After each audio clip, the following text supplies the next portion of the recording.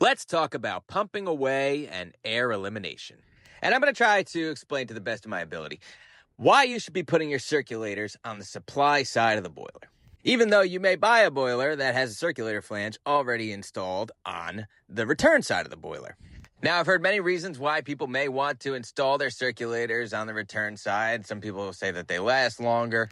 Others will say just it's a better way to do it without any rhyme or reason. Let me try to insert some science, because what I was always taught is that the reason that they put those on the return side of the boiler was so that they'd be able to stack the boilers on top of each other in the warehouse.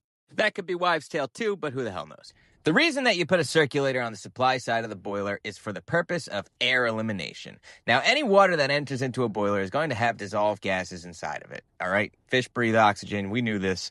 There's other stuff too. Now, there's two factors that are going to cause air to come out of solution in a heating system. One of them is high heat, and the other one is low pressure.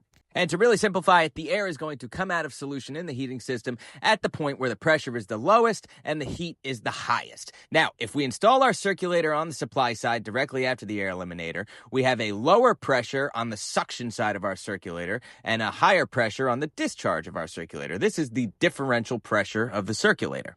And by doing this, we make the air eliminator the place where the pressure is the lowest and the temperature is the hottest, which is where the air is going to come out.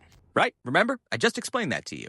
Now, let's flip the script. Let's just say that we have the circulator on the return side. And let's just use the same logic for a second. On the suction side of the circulator, we have a pressure drop.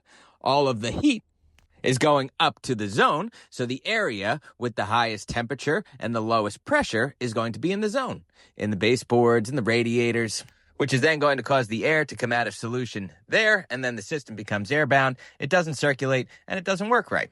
Until you add new water, then you have new dissolved gases, and the process starts all over again.